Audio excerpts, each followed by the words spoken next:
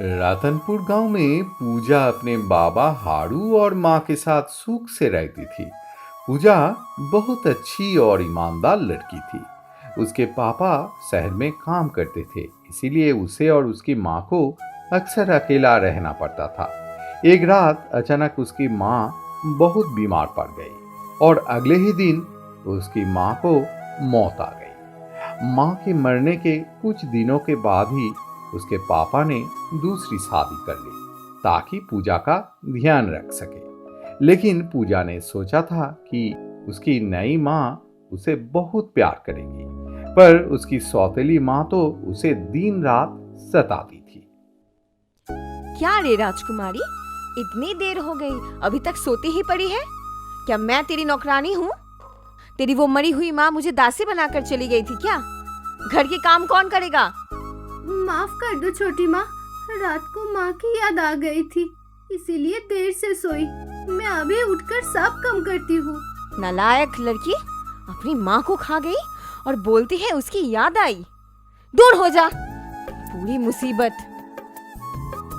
आजा बेटा, खा ले, ये चावल खा ले बेटा। नहीं नहीं, मैं नहीं खाऊंगा। जब तक लड्डू नहीं मिलेगा मैं नहीं खाऊंगा। बेटा आज ही मिलेगा, उस सौतन की बेटी से लड्डू बनवाऊंगी। अगर नहीं बना पाई ना तो उसे घर से निकाल दूंगी। वाह, मजा आएगा, लड्डू खाऊंगा, लड्डू खाऊंगा।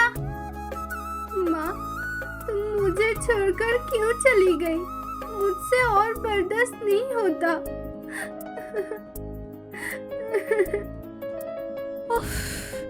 कितना प्यार दिखा रही है, सिर्फ रोएगी या काम भी करेगी?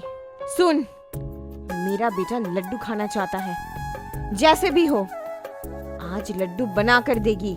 लेकिन छोटी माँ, मुझे लड्डू बनाना नहीं आता, मैं कैसे बनाऊंगी? मुझे क्या, तुझे बनाना है बस। और अगर नहीं बना पाई तो इस घर में कभी मत लौटना, नहीं तो मार कर निकाल दूंगी। छोटी माँ, छोटी माँ। पूजा घर से निकल जाती है।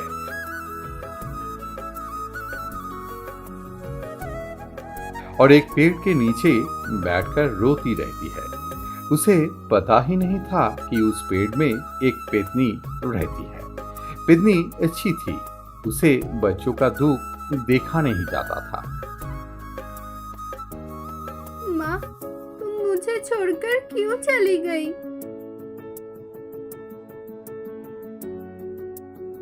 अरे, कौन इतना रो रहा है? लगता है कोई बच्ची है। चलो देखो।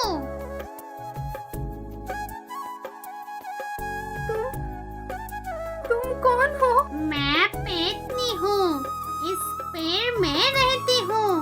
डर मत, मैं तुझे कुछ नहीं करूँगी। बता क्या हुआ? अरे पेतनी दीदी, मेरी सौत माँ मुझे बहुत सताती है, सब काम मुझसे करवाती है। आज बोला है लड्डू बनाने को, पर मुझे तो बनाना आता ही नहीं।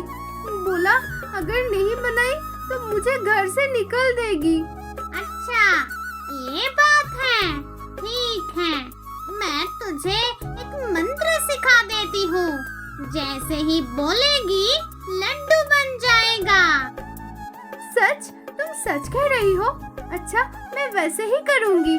ओहो हो, आई महारानी, इतनी देर हो गई, लड्डू कब बनेगा? बस छोटी माँ, अभी बना के लाई। पूजा रसोई में जाके पेतनी के बताए मंत्र को बोलती है। ट्रिंग छटपट, लड्डू आजा चटपट। और तुरंत लड्डू बन जाती है।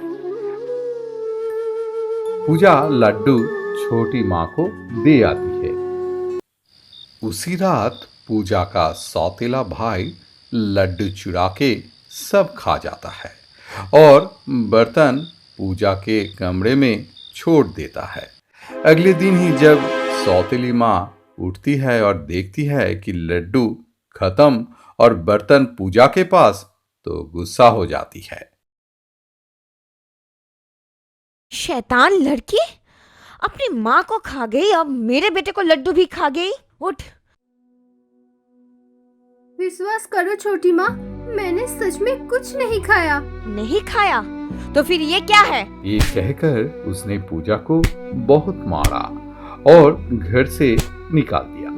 पूजा रोती हुई पेतनी के पास चली जाती है।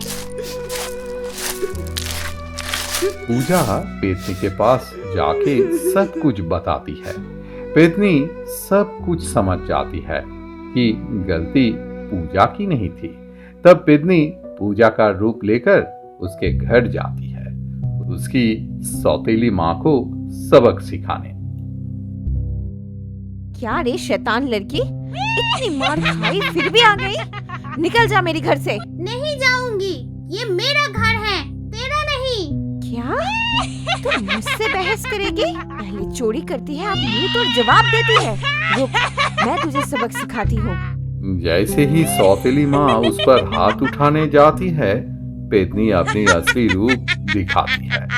सौतेली माँ डर के मारे कांप जाती है।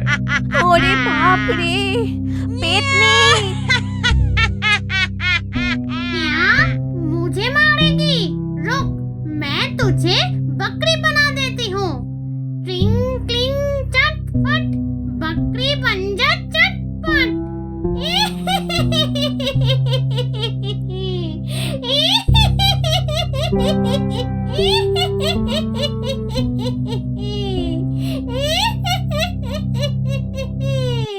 नहीं पेतनी दीदी, उन्हें फिर से इंसान बना दो। छोटी माँ भी मेरी माँ है, उन्हें इतना दुख मत दो। पेतनी फिर मंत्र बोलकर सबको वापस इंसान बना देती है और अपने घर लौट जाती है। पूजा की सौतेली माँ अपनी गलती समझ जाती है और सब मिलकर सुख और शांति से रहने लगता है।